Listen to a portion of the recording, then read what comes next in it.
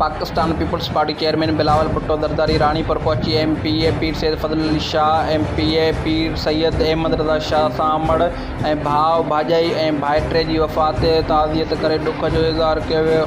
Pakistan पीपलزپارٽي चेयरमين Bilawal Bhutto Zardari Jilani house Ranipur پهچي MNA پير سيد فضل علي شاهه جي Jilani MPA پير سيد احمد رضا شاهه جيلاني جي ماءُ ۽ ڀاءُ ڀاڄائي ۽ ڀائٽي جي وفات تي تعزيت ڪري ڏک جو اظهار ڪيو. پيپلزپارٽي چيئرمين بلاول भुट्टो زرداري سان اڳوڻو وزير اعلا سيد قائم Ali Shah MNA Syed Nafisa MNA Syed Javed Ali Shah MPA Sajjad بامبن MPA عزيز الله سيال صلاحڪار نواب وسان ۽ ٻيا گڏها تعزيت بعد بلاول भुट्टो زرداري وسان کوٽ ڏجي روانو ٿي ويو. بلاول भुट्टो زرداري راڻيپور ۾ ميڊيا سان ڳالهه ٻولهه ڪرڻ بنائي روانو ٿي ويو. بلاول भुट्टो زرداري جي راڻيپور آمد جي موقع تي سيڪيورٽي جا انتظام انتهائي سخت ڪيا ويا هئا. SSP خيرپور جي سربراهي ۾ 264 پوليس اهلڪار سيڪيورٽي لاءِ پڻ مقرر ڪيا ويا.